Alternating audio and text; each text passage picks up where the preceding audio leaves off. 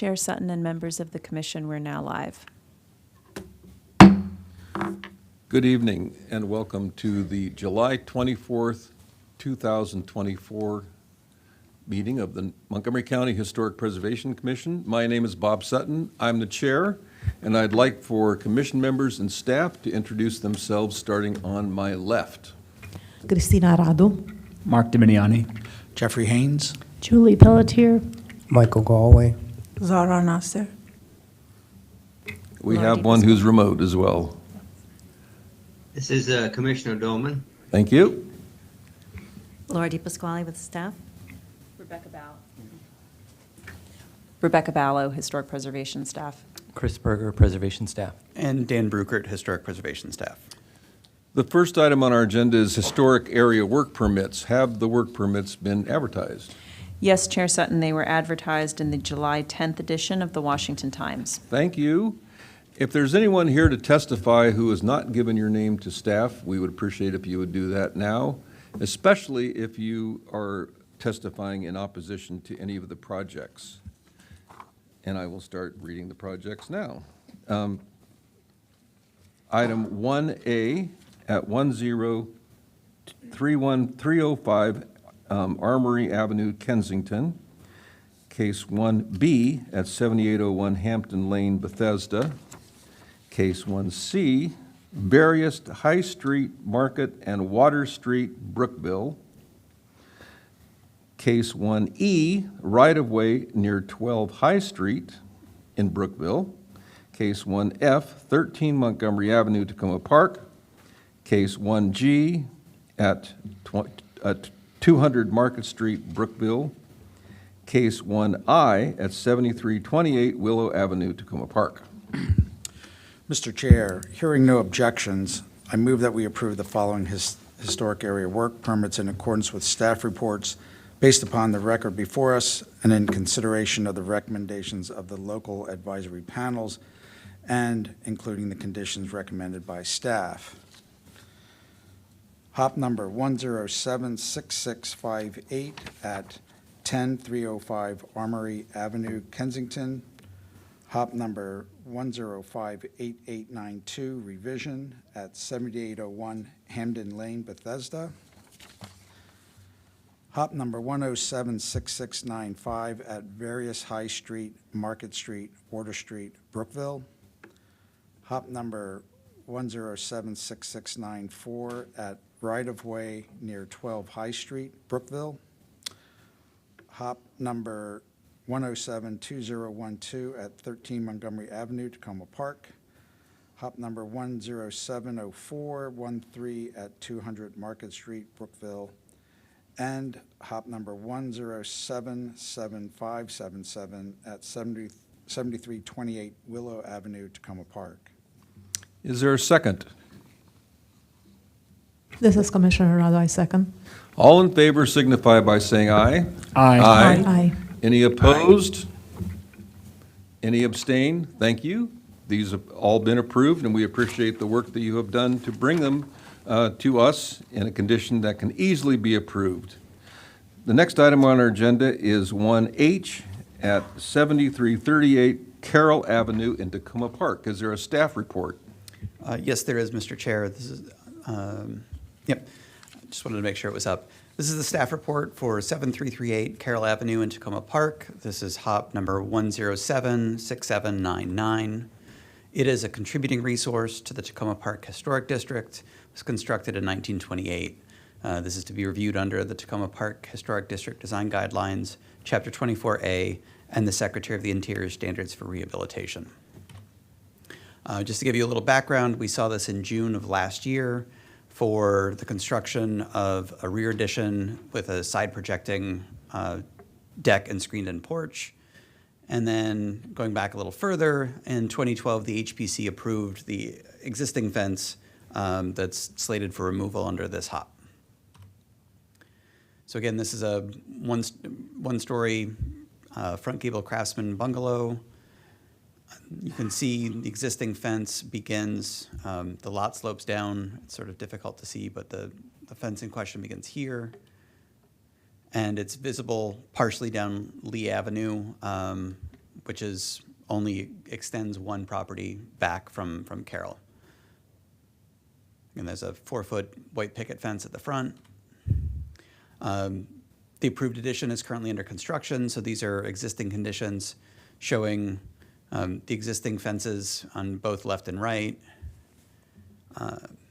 Again, it's a 6-foot solid board fence that runs along the northwest and the southwest property line.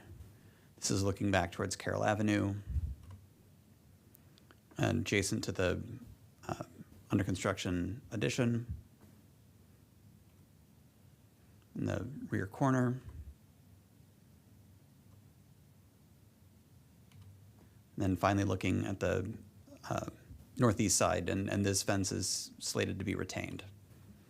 So the applicant proposes to install a new 6-foot solid board wood privacy fence on the southwest and northwest property lines, and a new 4-foot wood picket fence with a gate across the driveway. This is an image that was not included in your commissioners' packets, but we'll talk about what this satisfies later. But the 4-foot fence will extend parallel to Carroll Avenue here, and then the 6-foot fence begins here, just short of the front wall plane, and then it is designed to jog around one of the existing trees that's on the property line. So the information in the application was a little bit hard to discern in some instances.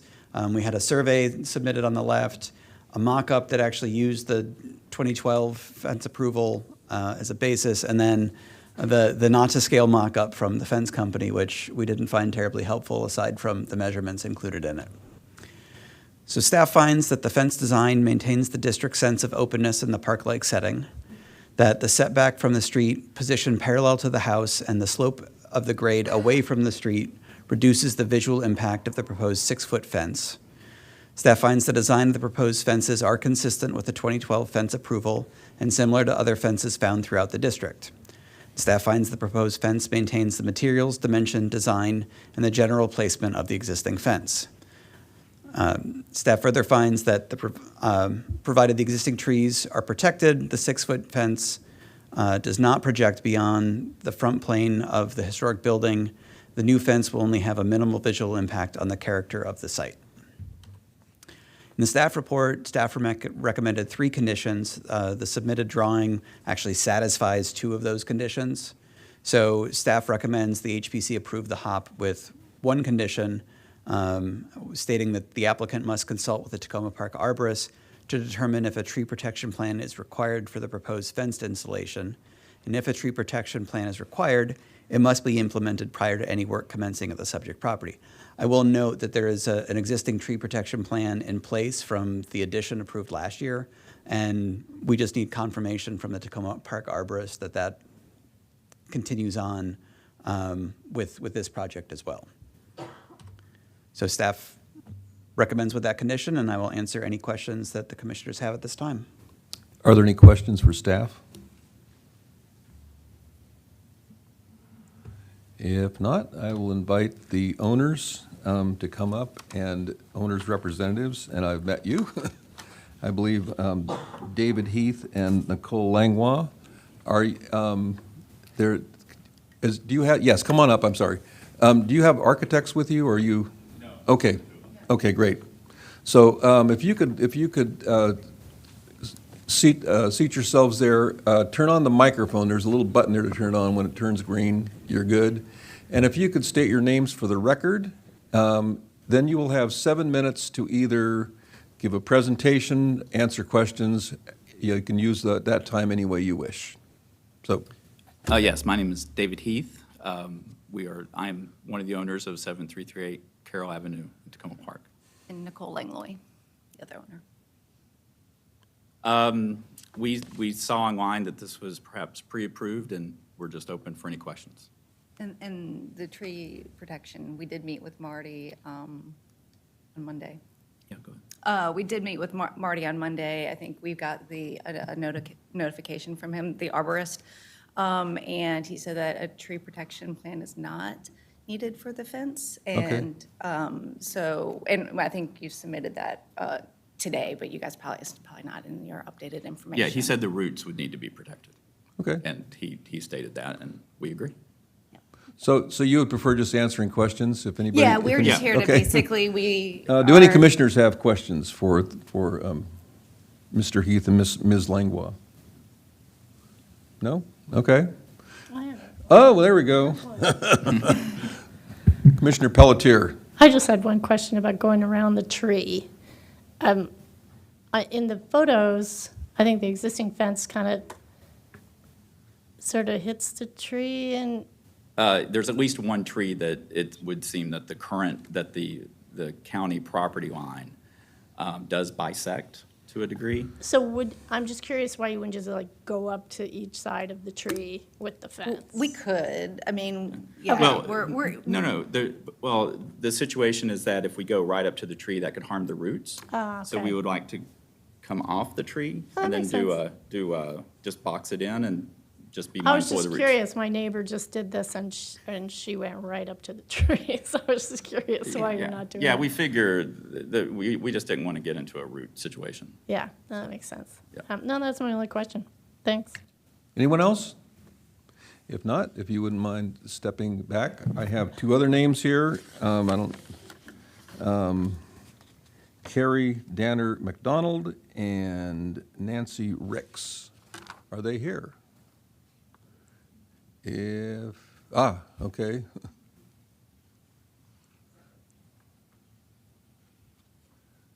Now, I'm sorry.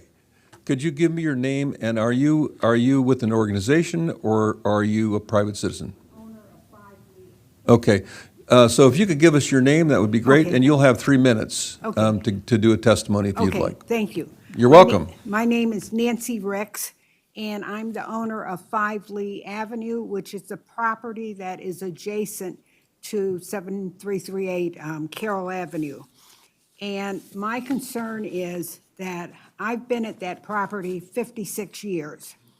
And that fence that is adjacent to my property was installed by the seller of that property on Carroll Avenue when he purchased it.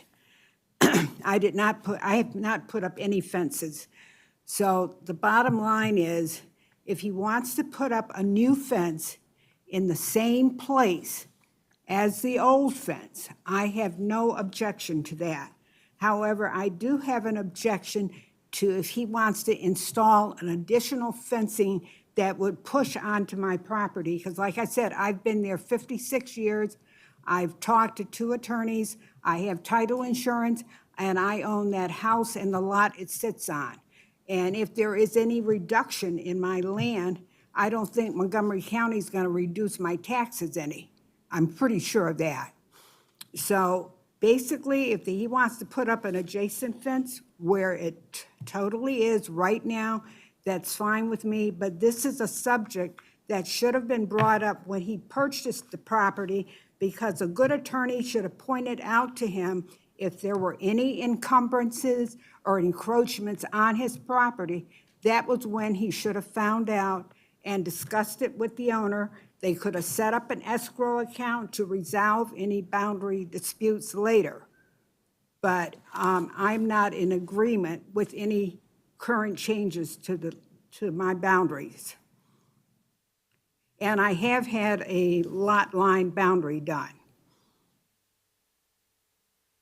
And like I said, I've been there 56 years. Do you have any questions Yeah, of any me? questions for Ms. Ricks? Pardon? I'm asking if any of the commissioners have questions for you. I've got one. I'm trying to see who's got hands up here. Commissioner Galway. It's Commissioner Galway. You said you had a boundary survey completed. I and- had, yes, a lot line boundary survey done when the owner, because I have a long lot, and my lot extends about 5 properties down that are on Carroll Avenue. And I knew when the fence went up at that last lot, I knew it was out of place. And I went to those owners when they put that house on the market, and they set up an escrow account that could be used to resolve that lot line. It was off by 6 inches. But I knew, because I've been there 56 years, and I knew where that fence was and that it was now in a new place. But we did resolve it by compensation for the additional 6 inches. Okay, so for the record then, are you saying then that the I fence? I can't hear anything you're saying. I'm sorry, for the record, are you saying then that the fence is actually on your property, or is it? For the record, am I saying what? Is the fence, is their fence on your property? Oh, it was, yes. But is But it? we have resolved that. Okay, so right now, that fence as it But the exists, fence that he wants to move, the owner could not put up a straight line fence because of the ground. And there's a lot of rock formation in there. So it's crooked, but I didn't put that fence up. The previous owner of Carroll, 7338 Carroll, put it up. But the attorney should have pointed that out to him, that there was a problem and there were encroachments and encumbrances to that lot. And the time for him to resolve it was when he was there with the seller, or have some type of escrow account, or talk to somebody, or get a bound survey before he signed the documents. all right, thank you very much. But I don't think it's my job to fix it now. Any other questions? Okay, thank you so much. Okay, you're welcome. Thank you. Any discussion? Chair Sutton, there's another speaker. Oh, I'm sorry. No, you can, I can go. yes, you can leave. Thank you.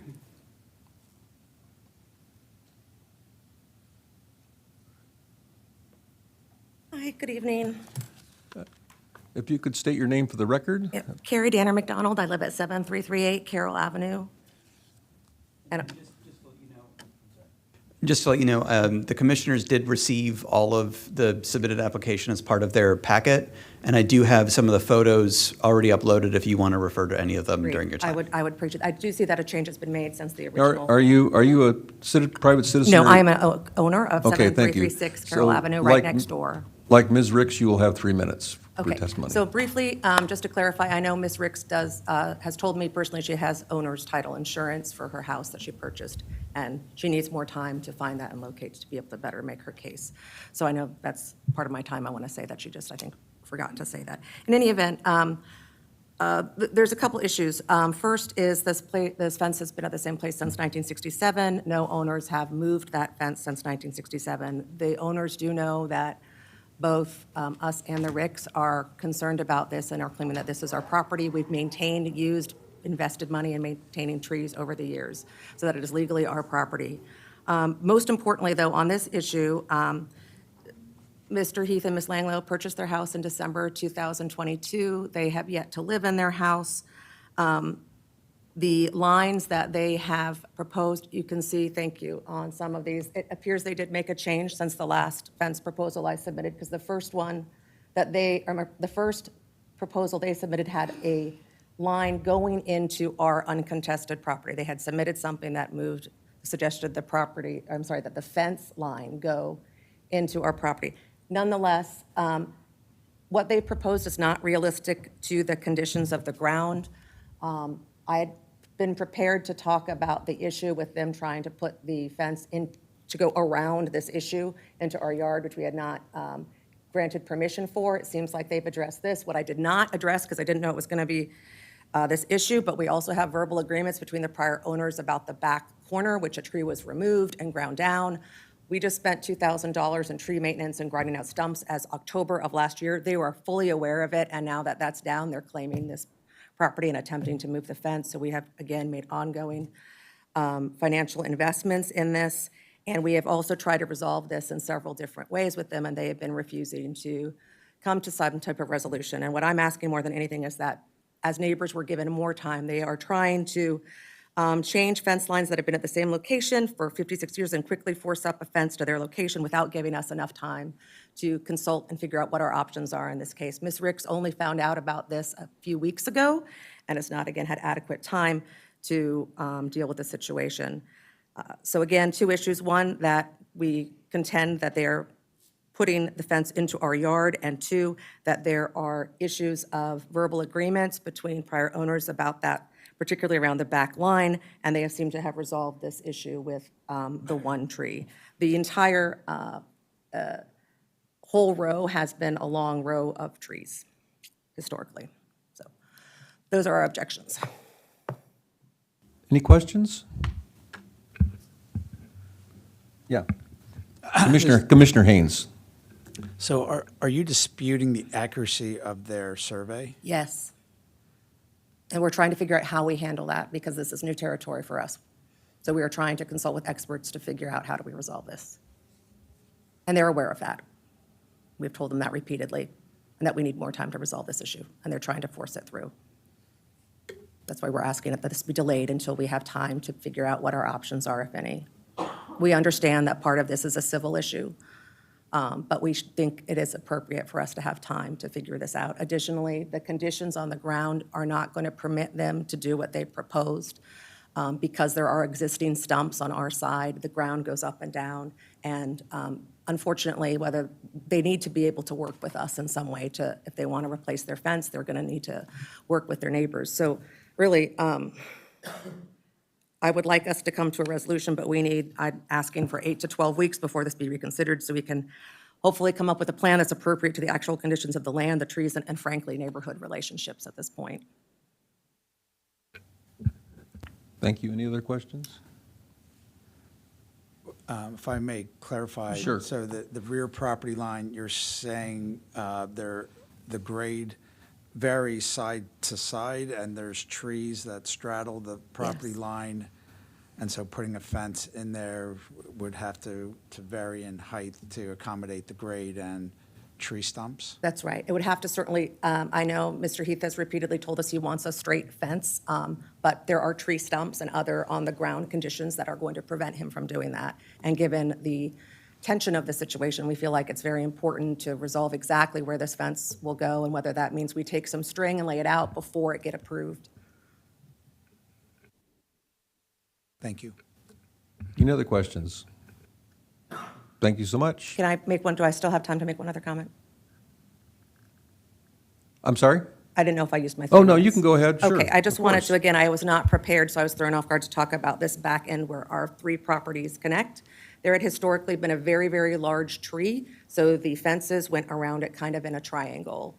Ms. Ricks paid for removing that tree through verbal agreement with Ms. Ricks and the previous owners.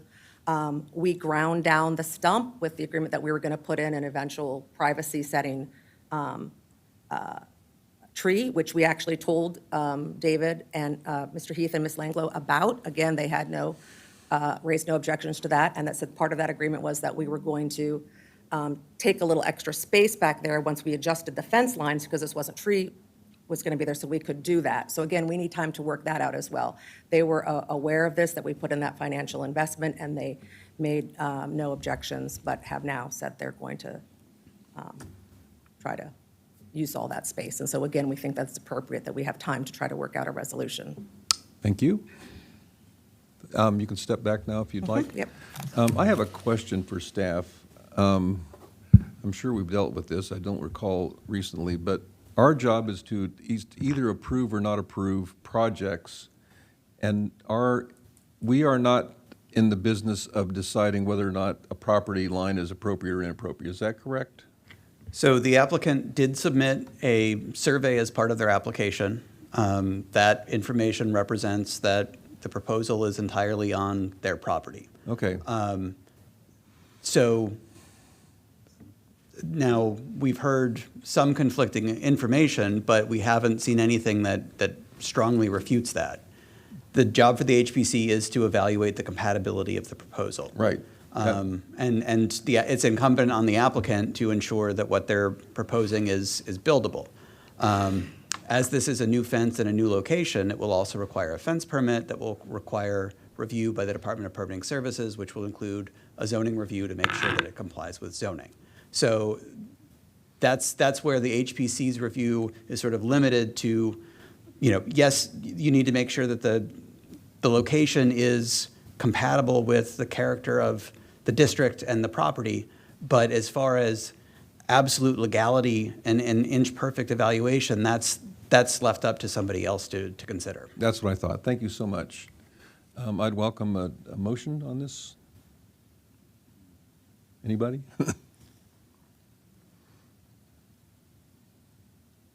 Is there any discussion? Well, yeah, I guess, any discussion on this first?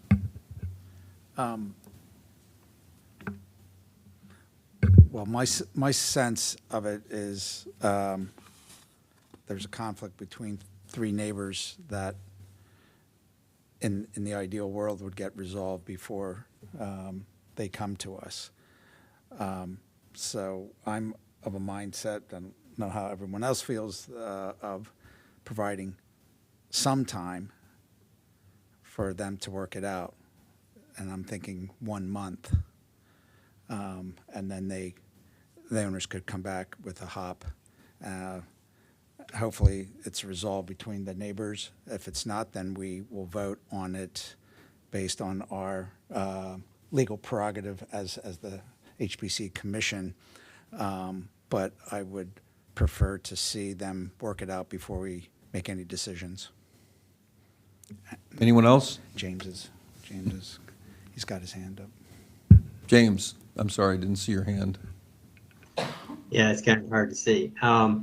I am of the other opinion. I support staff's decision. I think as an HBC, our obligation to make sure the materials and the type of fence that's being built is appropriate for the neighborhood. And I think the staff has adequately addressed these issues. I support approval of the design now, and as Dan mentioned, the other issues will be before the Planning Commission or the zoning, however that works. I'm not familiar with it, but I think there are issues that need to be worked out. But as far as the HPC is concerned, I think the design and location meets our criteria. So I would be in favor of approving it as is. Thank you. Anyone else? Commissioner Radu. I have a question. I mean, would it be possible to add a condition to, well, I guess if they have the survey, I don't know what the condition would read, but I'm thinking, I agree with Commissioner Dorman that the proposal in front of us meets the historic preservation guidelines. It just doesn't, there is a question about legality, if you will. So I don't know if we can put any sort of condition. So the HBC's role is not to adjudicate property boundaries. That's a legal civil issue, and you don't have a role and you don't have an input in that. So that would be the only bit that I would add to that. Thank you. Anyone else? Commissioner Nasser. Commissioner Nasser. I agree with Commissioner Doman. As staff mentioned a couple of times, I don't think we should be involved in legal decisions. And if it's just about the design of the fence, height of it, appropriateness, I would support it with the condition that the staff has. Anyone else? Now, would anyone like to make a motion? I'll make a motion. I move that the Historic Preservation Commission defer case number 1076799 at 7338 Carroll Avenue, Tacoma Park, for a period of 1 month so that clarification of the boundary lines can be settled between the three neighbors. Is there a second? Lacking a second. Do I have another motion? Would anyone like to offer another motion? Okay. I move that the Historic Preservation Commission approve the fence proposal with conditions from staff as enumerated in the staff report. Can you read the the address. Oh, yes. For the project at 7338 Carroll Avenue, Tacoma Park, hop number 1076799. This is Commissioner Galway. I'll second it. Okay, I'd like to do a roll call, starting on my left. Chair Sutton? Yes. I'm sorry, this is Rebecca Ballo for the record. Just to clarify, staff has recommended at the hearing different conditions than those that were enumerated in the report. Right. So I just want to make sure that your motion, I just want to clarify the intent of your motion related to the information that we gave in the presentation, that staff is now only recommending one of the conditions, one of the three. And it was the third one related to the City of Tacoma Park arborist. Is that in, when I refer to it, is it in the presentation or is it in the, I said the staff report, but that's the old one, right? You did, and it was the third. So what staff is recommending is that conditions 1 and 2 have already been satisfied. Okay. And we're only recommending approval of the hop with the condition number Number 3 3. that was written in the report. Okay, shall I try this again? Yes, if you would, that would probably be better for the record. Okay, I move that the HPC approve the hop at 7338 Carroll Avenue, hop number 1076799, with staff condition number 3, as noted in the staff report. Someone did a second. I believe Commissioner Galway, do you second that motion? Yeah, this is Commissioner Galway. I second it. Now, we will start on my left hand. This is Commissioner with- Rado. I vote yay. Yay. This is Commissioner Diminiani. Commissioner Haynes, no. Commissioner Pelletier, yay. Commissioner Galway, yay. Commissioner Nasser, yay. Commissioner Doman, yay. Thank you. And this is Chair Sutton, and I vote yea as well. So this motion passes by 7 to 1. 7 to 1. Thank you. Okay. And thank you for the presentation, and thank you. And I really hope all this works out. This is a little bit, gets a little bit beyond our normal scope, but thank you so much for coming. Next item on our agenda is a preliminary consultation, number 2A, at 1811 Brighton Dam Road in Brookville. Is there a staff report? Yes, this is a preliminary consultation for the subject property, a farmstead in Brookville. It's known as the Prospect Hill Master Plan site. When it was designated, it included a residence, corn crib, barn, and the Holland Family Cemetery. The pink shaded area you see on the aerial is the designation boundaries, which measure 5.85 acres, but the entire property, which is outlined in red, as you can see, is much larger. The house dates to 1783. The HPC approved an addition to it in 2015, and then the HPC approved a 3-story garage to be constructed on the property in 2022 that has yet to be constructed. The Montgomery County Code and the Secretary of the Interior's rehab standards apply. So within the designation area, which is outlined in yellow on this map, here's the designation area. The applicant installed fencing, graded and altered the site, constructed or installed 12 buildings, and altered 2 existing buildings without the necessary historic area work permits. Staff used the applicant's numbering system for each of the buildings on this map. So to orient you, I pointed out the designation boundaries are in yellow. The blue is the property boundaries. Any label with red inside is within the designated area, so that includes the main house here, the corn crib, the main barn, those were all existing, and then the cemetery is over here in this section of trees. This preliminary consultation should guide the applicant toward any revisions necessary to obtain a retroactive historic area work permit. So first, for the fencing, the fence in the left photo is behind the residence. It has wood posts with wire infill and stands about 4 feet tall. The fence along the pasture in the right photo is a tri-rail fence with metal infill. The oblique aerial on the left is from April of 2015, before the current owner bought the property, and the photo on the right is from February of 2023, 6 years after they purchased the property. The area pointed to with the arrows point to the most substantial grade and site changes. There's some logs up here, there's stones scattered throughout the site, and then there's mulch or wood chips over in this area here by the windmill.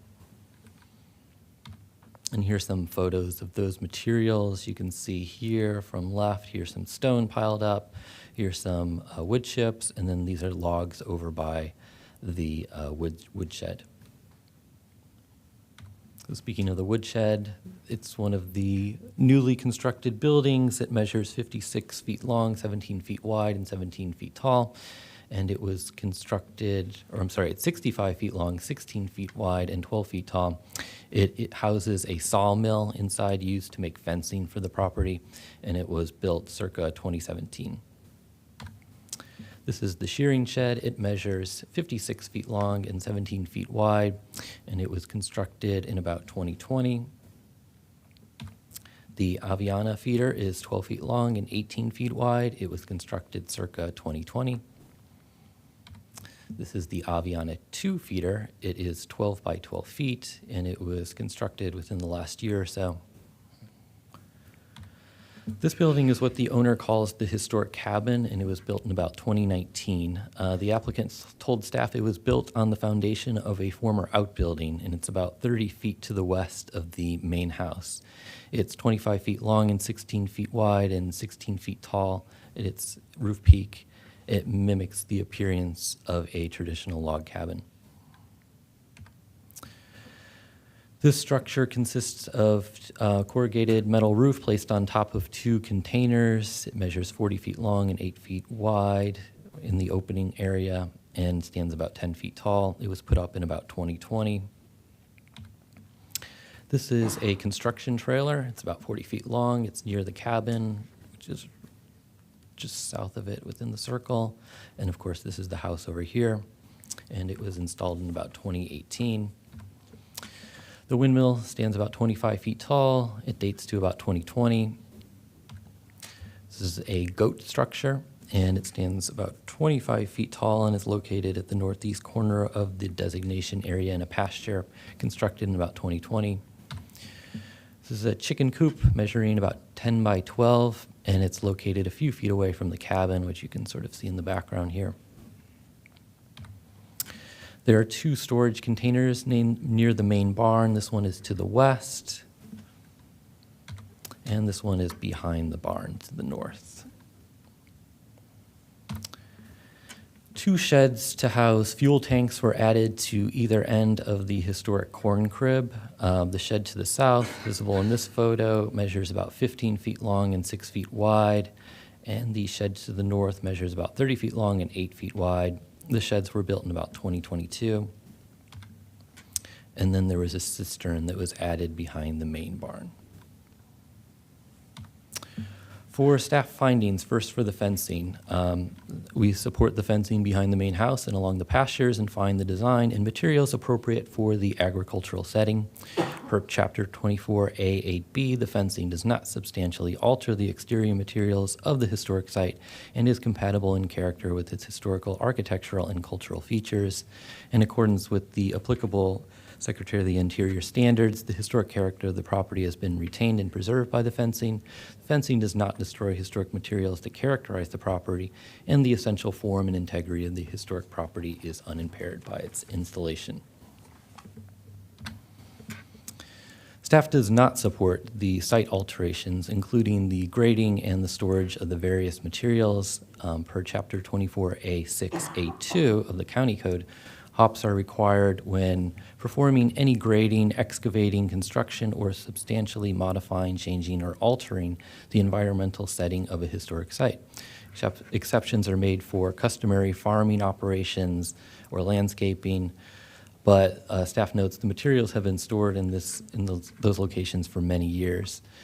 Regarding the standards number 2, the storage of the materials has affected the historic character of the property, and storage of the materials on site may not comply with other county regulations.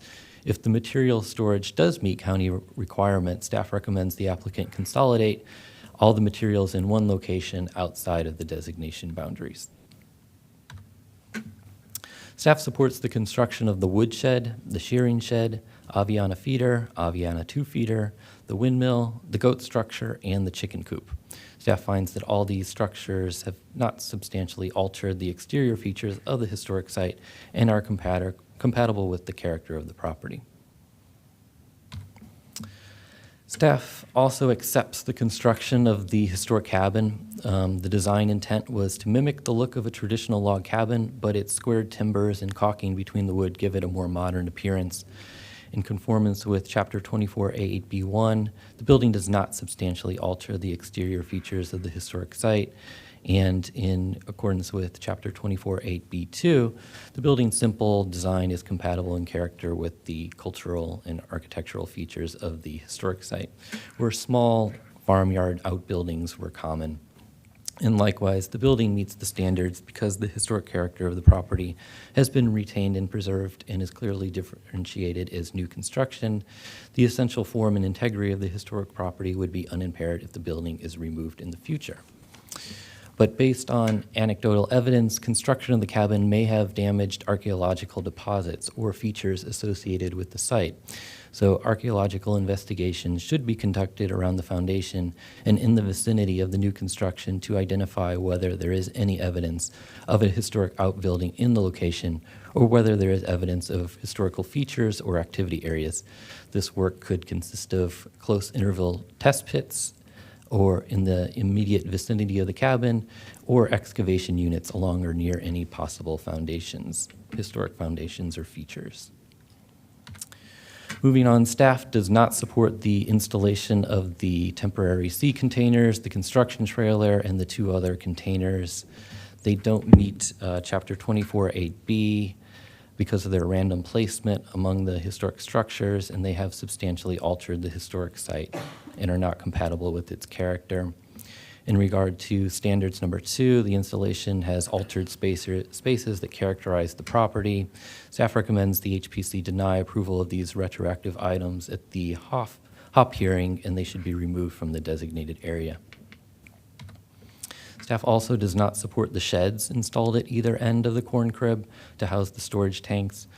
The sheds are built of wood and have shed roofs just like the historic structure, but the roofs pitch upward instead of continuing downward like those found on the corn crib, and they are therefore incompatible in character and nature with its architectural features and don't meet Chapter 24A8B. Staff recommends the applicant pursue a HOP to either extend the shed roofs on the existing corn crib to shelter the tanks or move the tanks to a different location and remove the sheds. Staff supports installation of the cistern at the rear of the main barn and finds the feature compatible to the nature of the traditional agricultural property. These are the items that should be included in the HOP application: a detailed site plan for the designated portion of the property that shows all construction and landscape features, drawings of the historic cabin with dimensions and materials labeled, specs for the materials used in each of the newly constructed buildings. And this is where we request your feedback: the appropriateness of the fencing, of the grading and site alterations, of the location, design, and materials of the 12 newly constructed or installed structures, of the sheds installed at the ends of the corn crib, of the cistern at the main barn, and mitigation and discussion of archaeological investigations to determine if any resources associated with the antebellum history of the property were destroyed or disturbed by the new construction, and of course, any other comments you may have. Any questions for staff? Questions for staff? Commissioner Pelletier? In looking at the before and after photos in the report, it looks like alterations were made to the main barn. And you're not really addressing those in your report. So I'm kind of curious, is it just the photo? I think in the photo you see on the left there that there are some trees that may be covering the ends of the main barn, those little, those little additions on the end. I think that's why it's not so visible okay. in the photo on the left. Okay. But if the applicant would like to speak to that when they have their opportunity. Okay, that was my only question, thanks. Any other questions for staff? Commissioner Haynes? I'm having trouble sort of gauging the amount of grade change that was done. Is it primarily removal of trees, or did they physically lower areas of grade to alter the terrain? Yeah, it's kind of difficult to see in these aerial photos, but when we say grade changes, it was to accommodate the logs up here. There's some mulch or wood chips over here, and then of course there used to be a swimming pool over here that was filled in, so that counts as one of the grade changes. You can sort of see the outline of the swimming pool right here on the left photo, so that's been moved, and then just a lot of earth moving in this area over here where they were storing materials. Okay, thank you. Any other questions for staff? Commissioner Radu? One question regarding the archaeology that you note. So I see in the report that this was listed, designated to the adopted master plan. What are really the requirements for archaeology for sites like this, like 40 acres? I mean, Sure, this is Rebecca Ballo for the record. The archaeological study requirements are they are typically not based on the acreage of the property. It has to do with the provenance and the age of the resources. So since we have now archaeological staff in-house, which has only been the case for the last 6 years when an archaeologist position was created in the planning department to support the burial site survey, we have now been able to comprehensively include recommendations about archaeological investigations for properties where it is known that individuals were held in slavery at the time that the main house was, principally developed as a farm complex or an operation. And the HPC has imposed similar conditions at other properties such as Montenverde several years ago, and again, others where we know this type of history exists. So it really is on a case-by-case basis depending on the property history and not its size. can I have one follow-up question? Does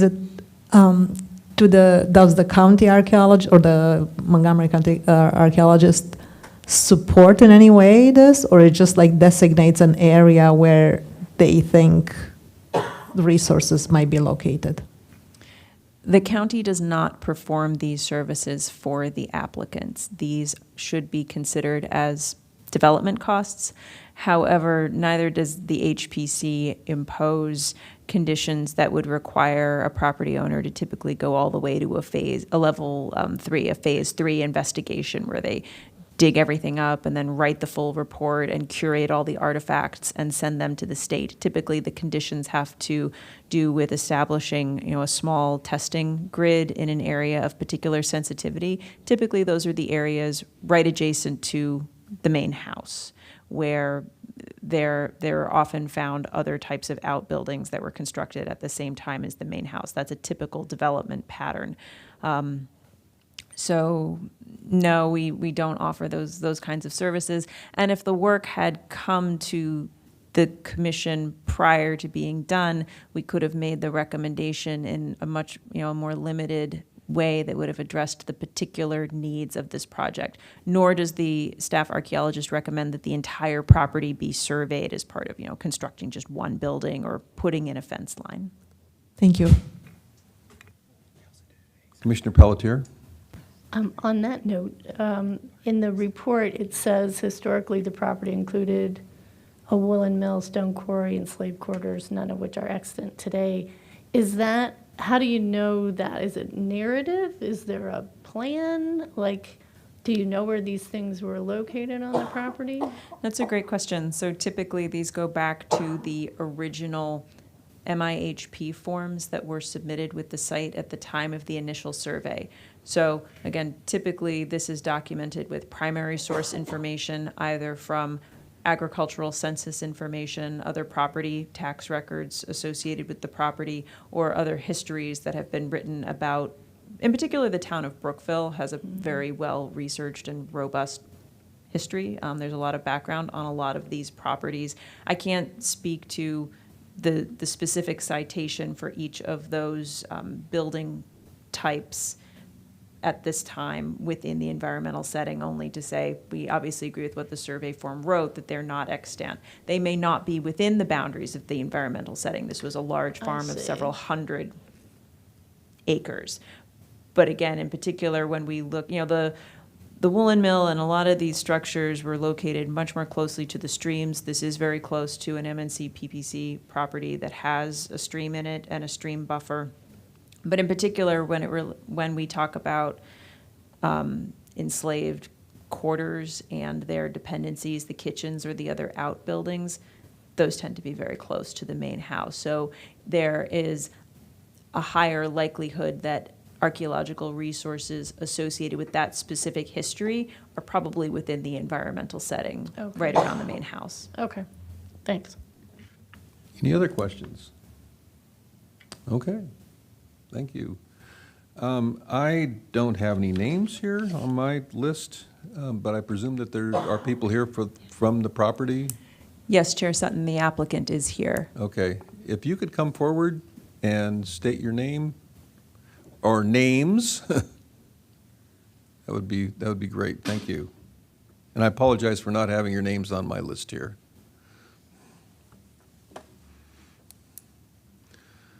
Making this not quite so intimidating. My name is Pete, this is Jeff. Okay, This is I'm sorry, Rashan. if you could be, no, go ahead and sit down. And make sure your microphone is on. Okay. And if you could each state your names for the record, that would be good. And then you'll have 7 minutes to do your presentation or answer questions, whatever you choose. Good evening. My name is Rashan Shirazi. My name is Jeffrey Shirazi. My name is Pete Murillo. Good evening. Thank you all for the opportunity to speak tonight and for your pivotal role in protecting Maryland's history. Your work is difficult and greatly unappreciated, and we are grateful for your dedication. I also want to thank Rebecca Ballo and Chris Berger for their efforts and professionalism in preparing the staff report and for their support. My family is here with me tonight, my wife, Rashan, and my twin girls, Avi and Ellie. I'm raising my girls and trying to build a farm home for my family. I am a good person who has the support of my neighbors. We want to make clear that we are willing and eager to make the necessary changes to comply with the committee's recommendations and uphold the property's historic integrity. We are proud Americans deeply passionate about the property's historical nature. We will do everything in our power to preserve and protect it. As new farm owners, we are fully committed to understanding and addressing the extensive needs of this property after over 4 decades of neglect. We are proud of our farm and are eager to make it a thriving and historically respectful part of the community. While we have made mistakes, we believe the most telling aspect of this report is that we are dedicated to preserving history. This is demonstrated by how I carefully designed and built all structures so they would contribute to the beauty of the property. The staff support for these structures is a testament to our vision and commitment to preserving history. We sincerely appreciate their support and see this as a learning experience. The report identified several issues that we hope to get some help with tonight. Grading, we didn't do any digging or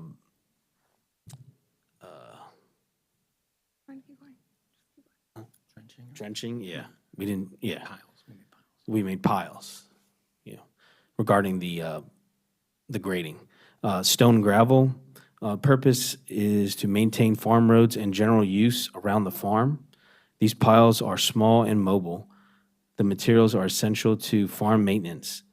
The area is a floodplain, which makes it even more critical. The wood chips, it's not mulch. Wood chips are animal bedding This is one way we have found to use excess wood on our property and wood that is washed onto our driveway from parkland.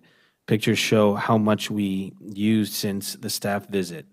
Location is a concern because we want the material to be centrally located to the animals. The farm has over 200 chickens, dairy cows, goats, emus, bees, and horses. Log piles.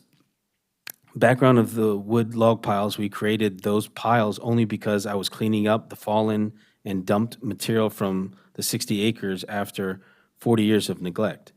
We needed the pastures and fields for the animals and crops, so we gathered everything into piles where it wouldn't affect farming operations.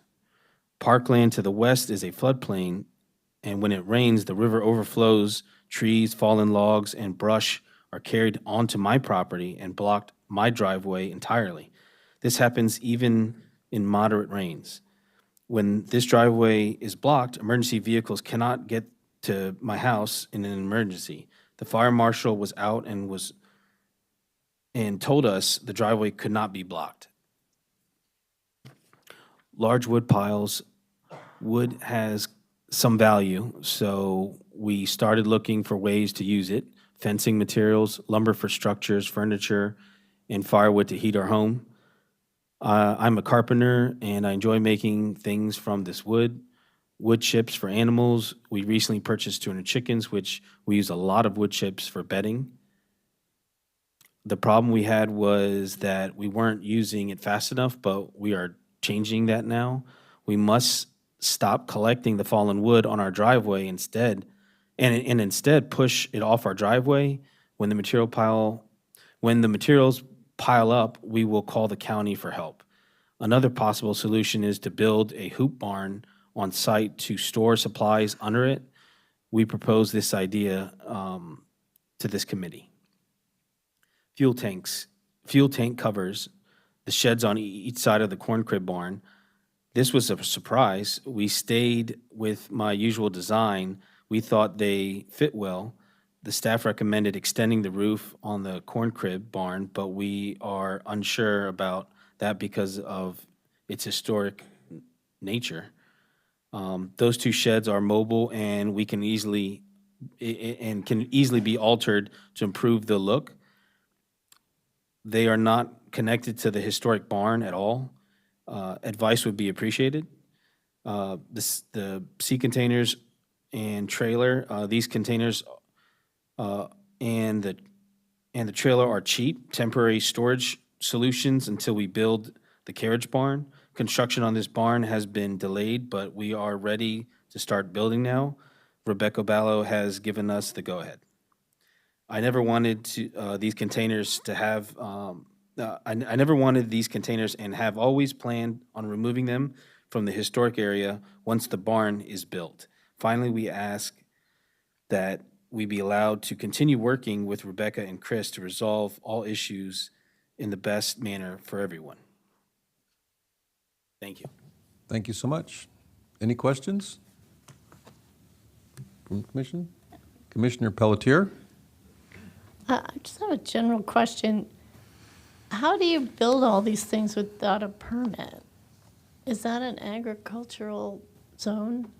Yeah. That you can, The only thing is I built were like chicken coops, feeders. right. Well, if you lived in the suburbs, you'd have to get a permit for everything that you're putting up. So I'm just curious, because I don't know much about this zone. It's all ag stuff. And so as a result, like the things that you've built, they wouldn't have to come before us if they don't need a building permit, right? So this is Rebecca Ballo for the record. So there are different provisions when it comes to the building code for properties that are in active agricultural use, and this is something that I am constantly coordinating with the staff and with my colleagues that deal with folks who are in the ag reserve and for people who are on residentially zoned property but who are operating legal agricultural business and everything that the applicant has described that they are doing out there, the keeping and raising of livestock, the honey production, even the logging and a lot of the other activities are agricultural activities, and they've been coordinating very closely with that office, as have I. So for the construction of a lot of these buildings, you know, for the chickens and the coops and all of those other things, those do not require the building permit. However, they all require the historic area work permit. None of these items are exempt from the historic area work permit. There is a small section in our code that talks about the exemption of agricultural activities for the historic area work permit review. For the 40-plus years that the code has been operative, that has typically included things like plowing. So when you're plowing the fields, putting up temporary hoop structures, really temporary meaning they can be taken up and put down, you know, in that same day, or sometimes the extending of a water line to install additional spigots and movable water troughs for livestock. Those are exempt from the historic area work permit review. But everything that they're in for tonight that the staff has pointed out, this all requires the HOP, though they may not require the building permits. Permit. Yes. Okay. And I'll note as well, though, I'm sorry, that even if a building permit is not required, that trade permits typically are required, so electrical permits. Plumbing. All their MEP work is not exempt even for agriculturally related uses. Okay. That's it. Now, any questions for the applicants? James has a question. It's Commissioner Goldman. James, keep missing you there, buddy. I'm Yes. sorry. Yeah, I had my hand up, but it's hard to see sometimes. I just want to mention I'm impressed with the owner's response to the issues that have been brought up by staff. I thought that they were properly addressed. I understand that, I guess the biggest concern that I had were the sea containers, the sea vans that are out there on the property. And my understanding is that they will be removed. There's another barn or something that will be built. So I think that will solve that problem.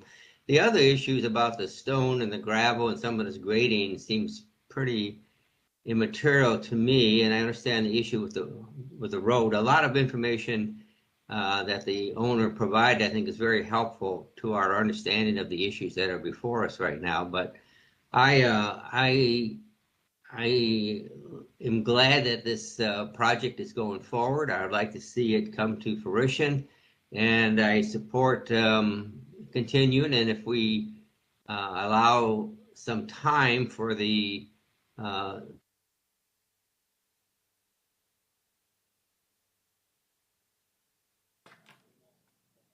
I think we lost you. Man, he was doing really good. Did you have a question, James?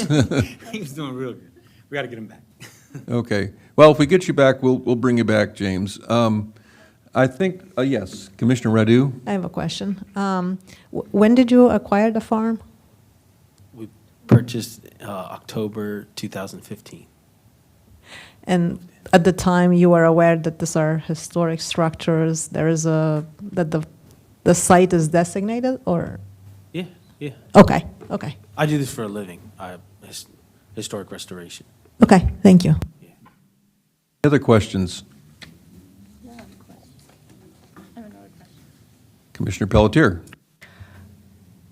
So the shipping containers that you said were temporary, and I'm curious what that means. Like, what's the schedule to remove those? So there's several things that I use it for. Lumber to dry it, because I have no garage, I have no workspace. So I built the entire house using those sea containers. It's ugly. I don't even want it there. As soon as I'm done, it's going to be gone because I have no purpose for it. Done with what? With the construction, Of? the carriage barn. Oh, okay. Yeah, you guys Okay. approved it. And my second question is the construction trailer. Is that a permanent thing, or No, is no. that a temporary No, thing? that's just for the construction, during the construction of the building. And then I'll be gone when I'm done. Okay. I don't need it after that. Okay, thanks. Yeah. What's that? Commissioner Nasser? Commissioner Nasser. Is there any part of the report or staff recommendations that you object to or you disagree with? I'm sorry? Is there any part of the report that you disagree with, part of the recommendations that staff made? Is there any one that you object to little. or disagree, or you think it's not? Very little. The reason I designed the little structure on top of the fuel tank for safety, because when you have a fuel tank, I noticed that there's an air pipe so that the fuel can kind of breathe. So when it gets hot, if you look at the temperatures we've been having, it's like 100+ degrees, and that fuel tank gets really hot. And I live there, and for safety, I want to put it, and I want to put it underneath some shade. It significantly decreases the temperature, and it's safer. It keeps the rain, the snow, the ice off of it. And the reason I designed it tilting towards the barn is because I don't want the fumes from the fuel to go into the building.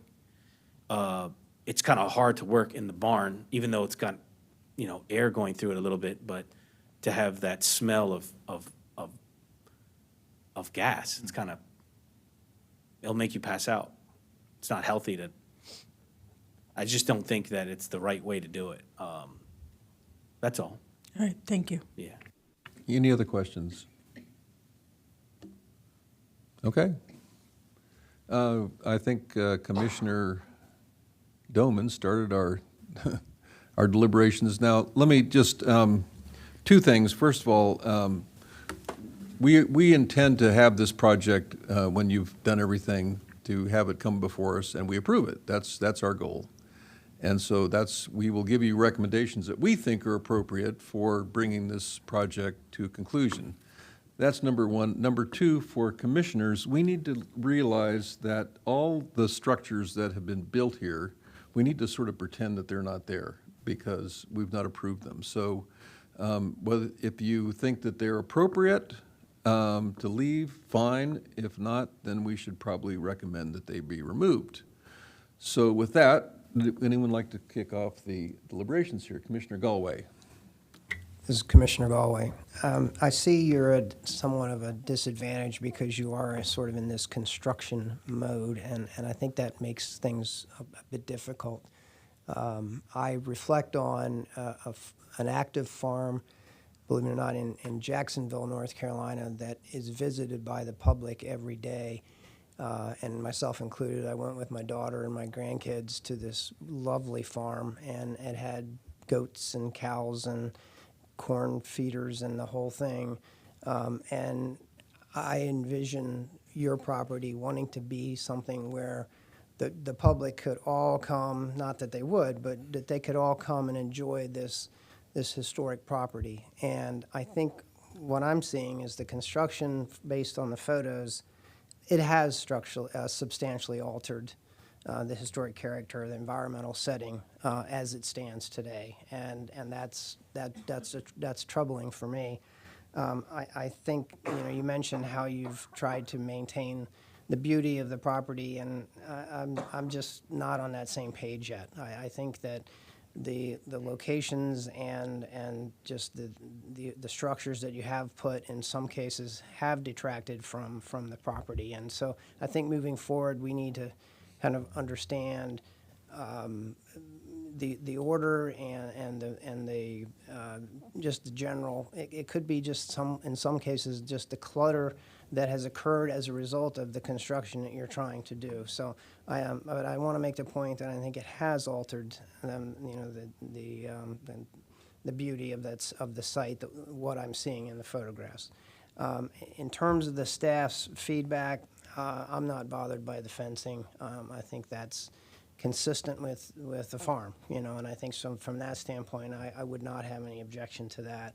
The grading and the site alterations, it's good that you guys said that you haven't excavated. It's just a matter of putting logs and mulch and things and building a pile. That can be very easily remedied. I don't see that as a concern, as long as you do address that issue. And maybe it's the location of where you put it and potentially using a tree line or something to kind of conceal some of that, as opposed to having it, right there for those who may come onto the property to see. The structures themselves, yeah, I agree that these auxiliary feeding stations and the smaller buildings, the windmill, they're small by stature, and they don't detract because of their size. I don't see that as being an issue in terms of my ability to be able to approve this hop when it comes forward. I do object to the C trailers and the trailer and the metal buildings. It seems totally out of character for a historic property, and I appreciate the fact that you're moving forward with the barn, and a lot of that will go away. I think it's necessary for that to be a condition of certainly of me being able to approve it.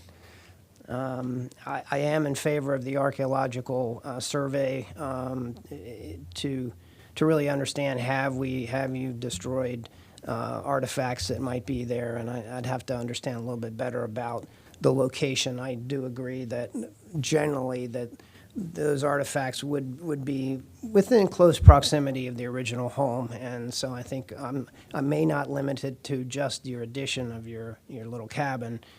Might consider a little wider circle of evaluation. And I think for the most part that really kind of encompasses my comments. Thank you. Thank you. Anyone else? Commissioner Haynes. I concur with Commissioner Galloway's comment, but extend the comments regarding the fuel sheds. That I think they need to find a new home. First, I wouldn't want the fuel shed next to the corn crib. It seems like if the tanks got hit by lightning and started a fire, then you're burning down the corn crib. So while I appreciate the construction,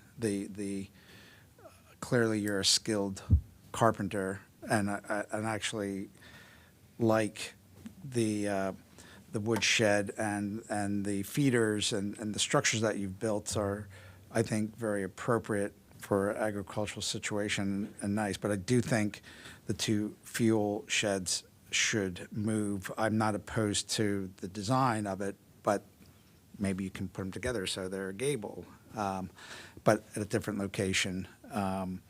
So that's it. Anyone else? Mr. Doman. Mr. Doman. I apologize. I have a bad connection here, and I lost contact with you guys. We're trying to wonder where you are, sir. I don't know. It just went out on me. Not important. I'm back. I apologize for jumping in when the questions were supposed to be questions, and I gave a comment on a thing. My comments basically still stay the same. As it is, I'm willing to work with the applicant for given more time to get rid of these C containers that are on the property. My understanding is that they will be removed and the construction trailer will be removed. I think those are the biggest issues that I have right now. My understanding is that they will be taken care of, and right now this is only a preliminary consultation, so I would expect when they come back for a hop that these issues will be taken care of. So that's my comments. Thank you. Thank you. If no one else, I'd like to add a couple things. First of all, I think the gravel, the mulch or chips, what you call them, and the lumber currently are appropriate where they are because they're being used, and I think I understand how that functions. I think probably the most important thing moving on is a site plan where you're going to show where you intend to put structures in the future. We can worry about the design of them hopefully later, but I think we would like to understand where you're planning to put things. I think that's another thing that I would like to see. And I think the design of your two containers with a roof over them to make a garage is really clever, but not appropriate. And I understand you're going to remove those at some point, but I think you're on your way. We look forward to working with you, and I think this is a wonderful project, so thank you. Thank you so much. Thank you. And all of our comments are on the record. You can get them from staff, and they are very, very good at working, as you know already, working with you to get this to the next level. So thank you. Thank you. There's one thing about the stone. I just want to. We already know where the slave quarters were. The foundation's still there. That's why the archaeology. It was from the. I might have misspoke. The stone is from when Montgomery County septic, or wait, well and septic. They told us to abandon the well, and instead of to me all that stone was beautiful. Instead of capping it and getting rid of it, I took the stone out from under the ground, and it was a well that Montgomery County was saying to abandon. So that's where the stone came from. It didn't come from the actual slave quarters. Okay. Because the county told us to do that. We'll work to clear all that up for the final Right. submission. Okay. Thank you for the clarification. Thank you. Thank you. Look forward to seeing your project in the future. All right. Thank you so much. Next item on our agenda is number 2B at 2130 Spencerville Road in Spencerville. Is there a staff report? Yes, there's, Mr. Chair. This is the staff report for a preliminary consultation at 2130 Spencerville Road. It is the William Fair House. It's a master plan site. So the original log house was constructed circa 1857. There's an early 1900s rear L addition and then a 1987 kitchen addition at the rear. As a master plan site, this is to be reviewed under Chapter 24A and the Secretary of the Interior's standards for rehabilitation. So this is one of the earliest houses in Spencerville, and again, it's a vernacular, one-room deep center hall log house, and some of those logs are visible in the interior and the upper floor. So the applicant proposes to enclose the rear yard of the property with a 6-foot stockade wood fence. Work started without a hop and is now subject to a stop work order. And we'll walk through the property now. You see the house is sort of obscured by the trees on the right, but you can see the length of the fencing that was installed on the western property line. And you can see the fence and the house again. And it's along the east property line or adjacent to the driveway on the east property line. You can see from images from Google Street View in November 2022, there was a split rail fence that surrounded a portion of the property. And you can compare that to an image taken from last week. So staff finds that the proposed fence does not retain the open sense, the sense of openness or the site's rural character. Staff finds the site is large enough that some portion of it could be enclosed with the proposed fence. And staff also finds that enclosing a portion of the rear yard closest to the house with a split rail fence would likely be appropriate. And again, the image there shows the approximate boundaries of the installed fence. And staff finds a fence installed to the rear of the rear drive, which is sort of marked by that yellow line there, would be far enough away from the house that the sense of openness would be preserved. And a fence that begins in this location would be approximately 130 feet from the house and approximately 230 feet from Spencerville Road. So the questions for this evening is, does the HPC concur with staff's finding that the proposed fence is incompatible with the character of the site? And does the HPC concur with staff's recommended location for a 6-foot stockade fence on site? And staff further requests feedback from the HPC on other acceptable locations for fencing on the site, including its material height and the fence type and style. And I will answer any questions that you have at this time. Any questions for staff? Commissioner Pelletier. I'm just trying to understand the staff's recommendation for the fence. Can you go back to that? No, the yellow line on Sure. the plan. So there is No, the one where you're actually showing Oh, from where you. Yeah. So this is a non-historic drive, or not all of it is historic.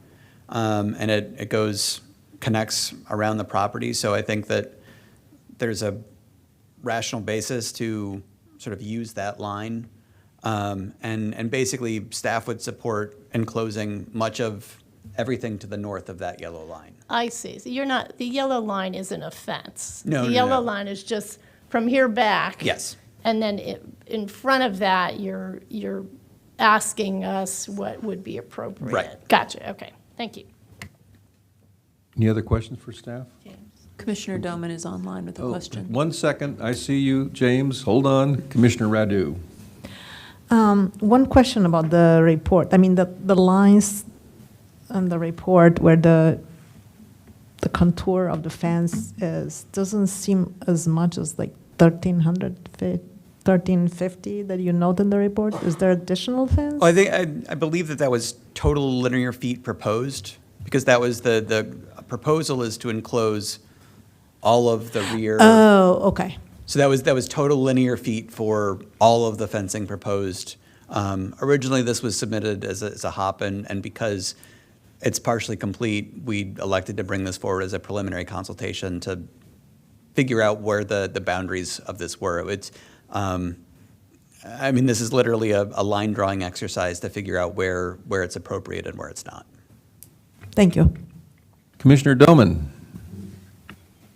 Yes, this is Commissioner Doman for staff. You mentioned that there was a split rail fence or something previous to the new fence being installed. Do you have any information? Was there a fence in the approximate location, or was there never a fence there?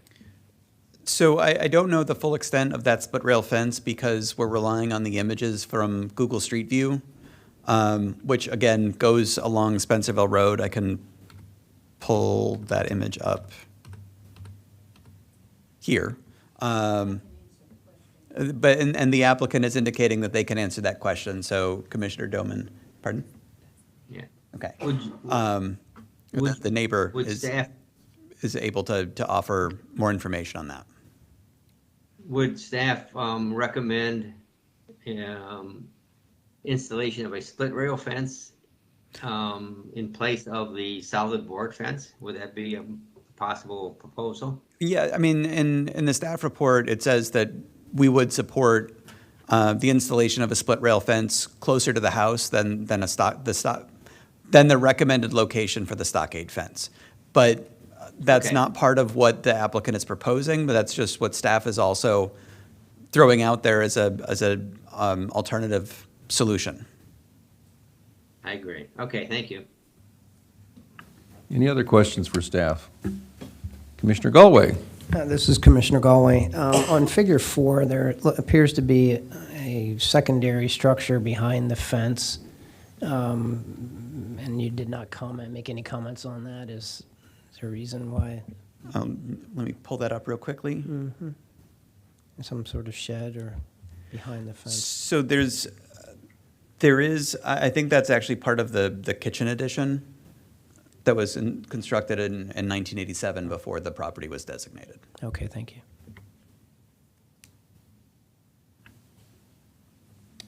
If there aren't any more questions, I would invite property owner and representatives to come forward. I have one name, Karen Daniels, but I suppose there might be others.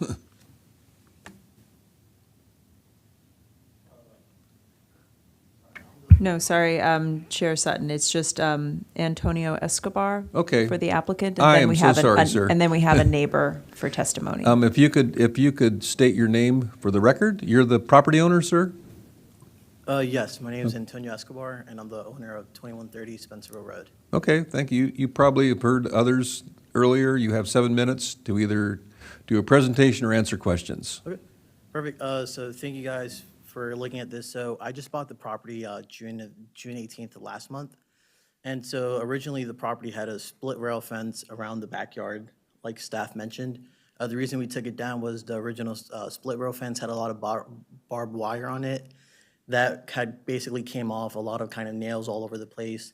And so my family, it's me, I'm the oldest of three others, brothers and sisters, and my mom, my dad, 2 cats, and a dog. So we got rid of it because it's just not safe to have, especially my younger brother has a disability. He has fiber dysplasia, so I have to be careful with him because one bone has a bone deficiency. So if he walks around, if he falls, he'll snap. He's had about 12 surgeries, so we just took it down because I wanted it to be safe for him to walk in the backyard with the dogs. Basically, the stockade fence, we kind of just installed as temporary until we figured out the fence permit for this. My goal is to basically from the rear corner, from the rear left corner to the property line, not on it, like about 6 inches to a foot off, just following the entire rear property, kind of just to have it blocked off so that my brother, family can just walk around the backyard and kind of just enjoy the, land we were able to buy in this unique place.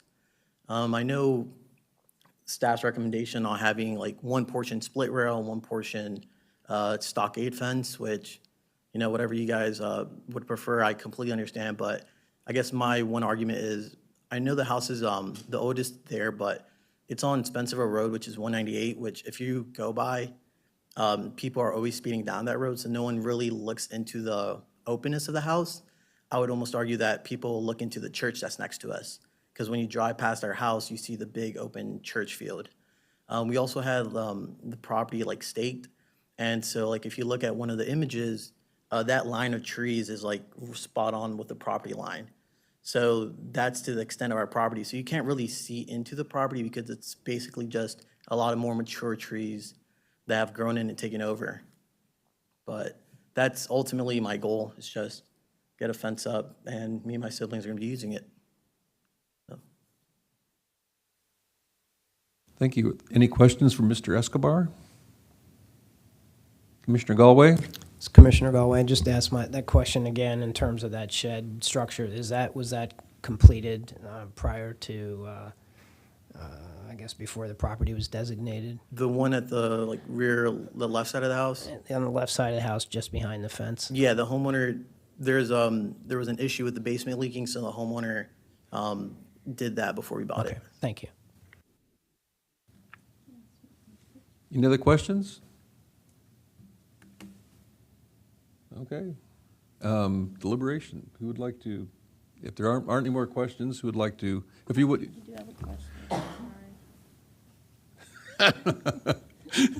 Commissioner Pelletier. I just had a question about the 6-foot fence. Is that your desire that it be that height? Or are you, would you consider doing something lower around, we're talking about these different heights? So, are you married to the 6 feet at the house? So preferably, we would prefer it. A couple of different things, but first one is, my family wants to have a garden back there, so to help kind of keep the deer out, because there is a lot of deer droppings, and we've actually just found out that when you walk the rear yard, because of the deer, there's a lot of ticks. We've already walked the backyard, and there's my mom's already got ticks 3 times. So we're just trying to deter kind of animals from trying to go in there. And also Spencerville Road, because it's so populated with all kind of the crime with people pulling in to cut catalytic converters or damaged vehicles, is kind of also a nice little safety barrier for the property. Okay, thanks. Okay. Deliberations. Anyone like to kick this off? Chair Sutton, there is a member of the public who has signed up. Oh, to I'm speak. sorry. Whoever, if you could step back for a minute, that'd be great. Thank you. You can just sit there in the front if you want. We'll bring you back up here. Yes. Again, if you could state your name for the record, and you would have 3 minutes for your time here. I appreciate it. My name is Karen Daniels. I did have your name correct. Yeah, you did. Not in the right order. I'm sorry. I've lived next door to the Fair House for 48 years now. And I lived there a few years before that because my parents owned the house that we're in. So anyhow, my 3 minutes, I will read fast. There's an adage that laws are made to be broken, and I would argue that laws are made to protect the innocent from harm. In the case of your rules, they're made to protect historic property.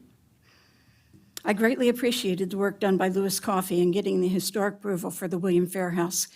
It protected all of us on the main road through Spencerville from having our houses demolished by making Route 198 into the intercounty connector.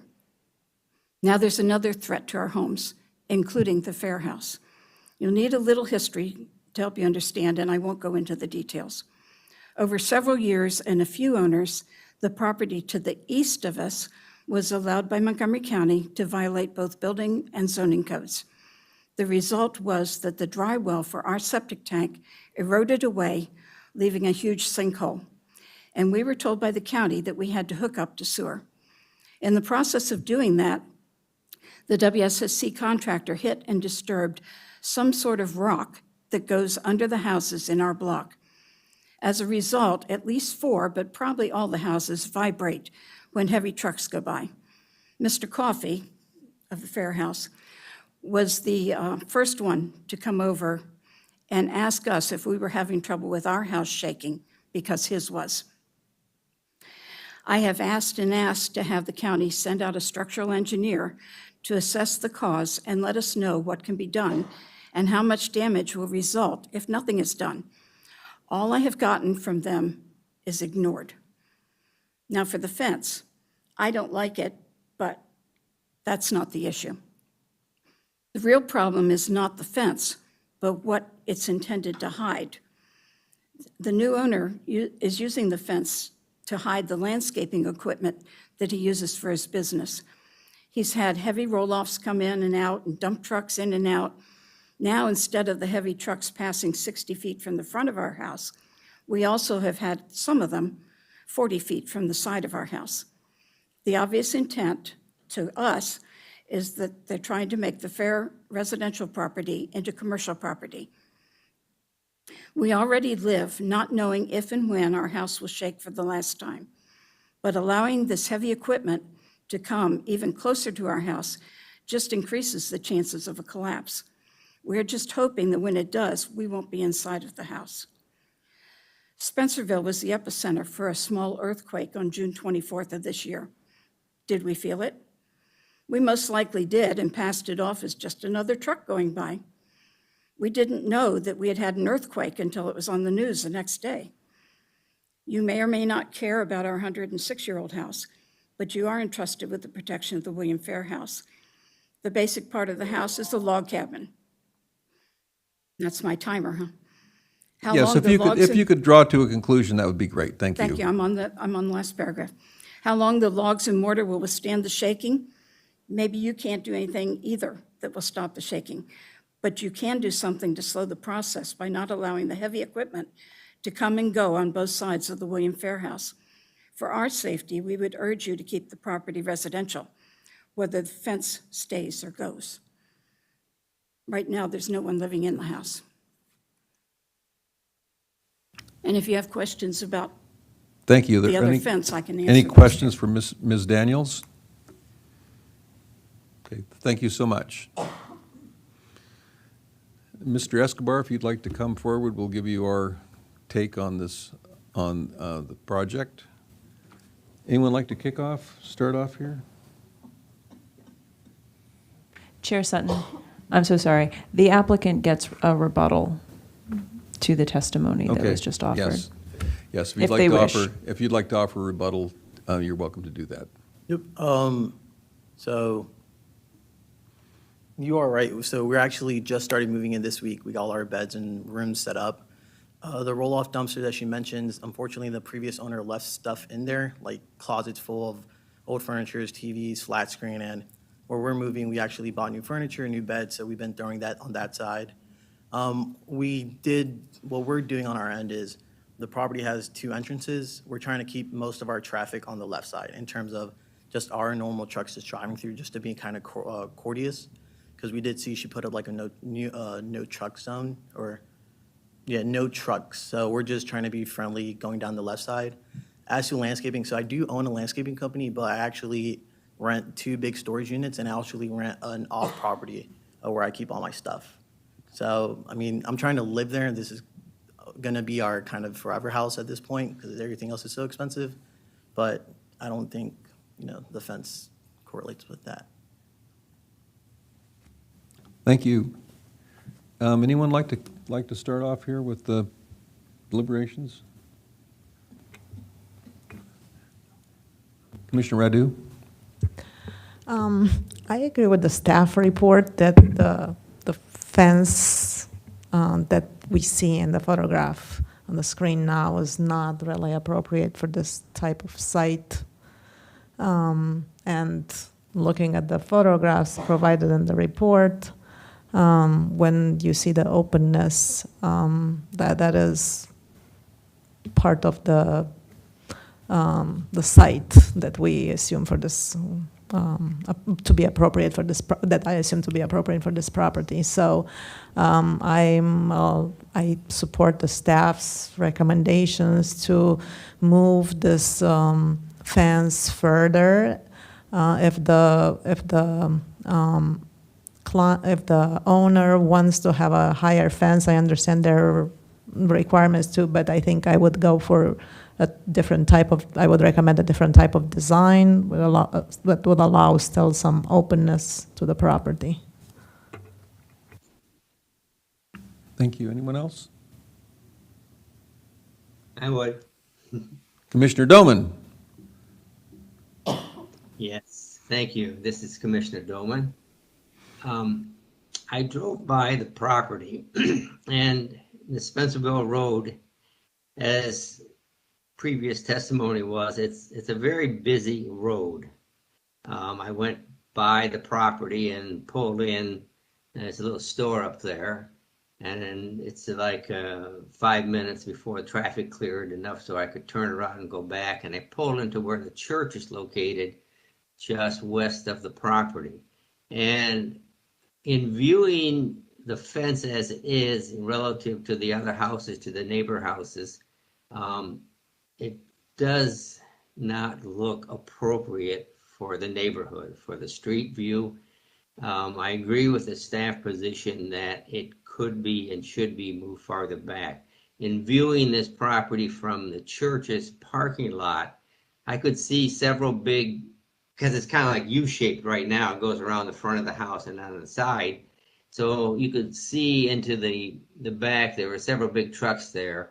And I'm not sure if these are permanent trucks or just temporary because this is a landscaping business or what. But I have some sympathy for the neighbor. Maybe a fence to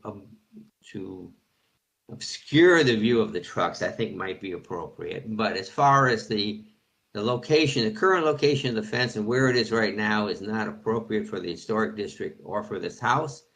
And I do support staff's recommendation to move it. There's like a little road back there, which is a yellow line in the previous picture, and move it back beyond the yellow line and enclose all the rest of it. And I would support a picket fence or a split rail fence or something in the front. I think that would be more appropriate for the property. But currently, the solid wood fence is not appropriate for this location.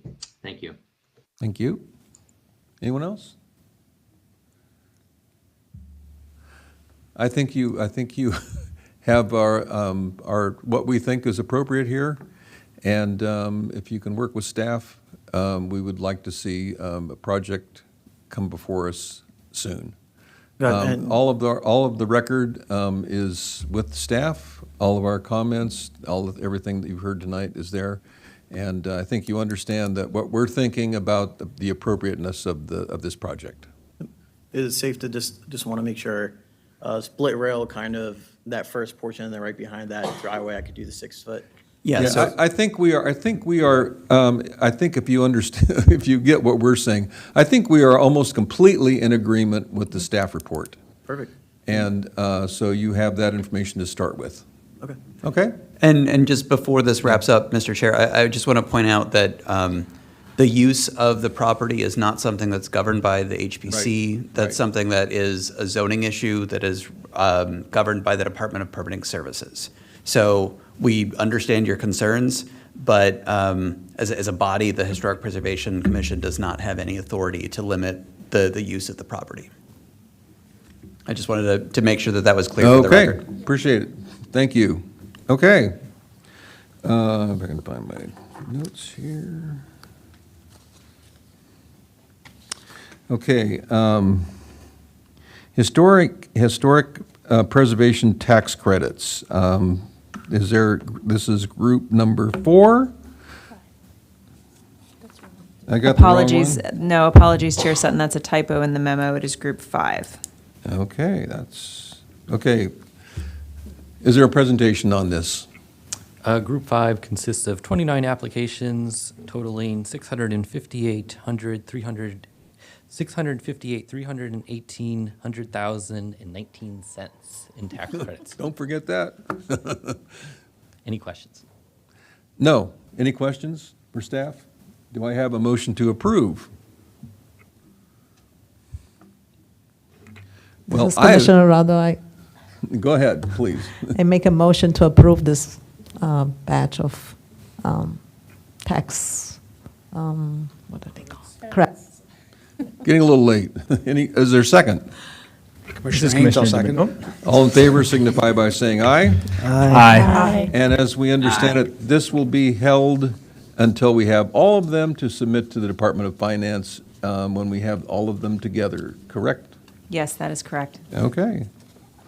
Minutes, are there any minutes?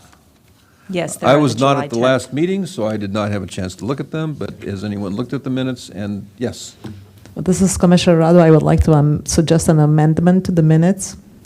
I was at the meeting, but I was not the vice chair, so it's listed in the minutes as I was. So I think Commissioner Pelletier was the vice chair. Thank you for the correction. We will make that edit. okay, with that, do you make a motion to approve the minutes with the amendment? Yes, I do make the motion to approve the minutes with the amendment as stated before. Is there a second? Commissioner Haynes, I'll second. All in favor signify by saying aye. Aye. Opposed? I'm going to abstain since I was not there. I don't know whether it's correct or not. Are there any commission items? Are there any staff items? We have 2 staff items. The first that I discussed in the work session, our August meeting will be an all-virtual meeting over Microsoft Teams because the auditorium is not available for our use while it's undergoing renovation. I have been assured that it will be ready for our first September meeting because the planning board is also coming back that first week in September. So as we discussed in the work session, if everybody could please plan to join the Teams call at 6 p.m. on August the 14th, and we will do a tech check for all the commissioners, make sure everybody is checked in before we start the regular work session. The work session for this meeting, we're also going to start a little later at 6:45, so we can also have additional time to check our applicants and members of the public in that evening, but we will start right at 7 p.m. And if any commissioners need assistance with your personal computers or your iPads or any assistance joining the Teams meeting, please reach out to me directly and I will get you in touch with the IT staff that will, accommodate anything that you need. Secondly, since our last meeting, the Tasty Diner case that the HPC heard at several preliminary consultations came forward to the planning board for the approval of their sketch plan and preliminary plan, and Dan was there for that, so I'm going to put Dan on the spot for just a moment to give you a brief recap of how that went. They liked it. That was brief. Yeah. No. The planning commission was very excited that the Tasty Diner was going to be integrated into part of this development scheme and put to use. So they were very supportive of it. Terrific. Thank you. Anything else by anybody? Nothing else from the staff. With that, the meeting is adjourned. Thank you. Off the record, everybody please fill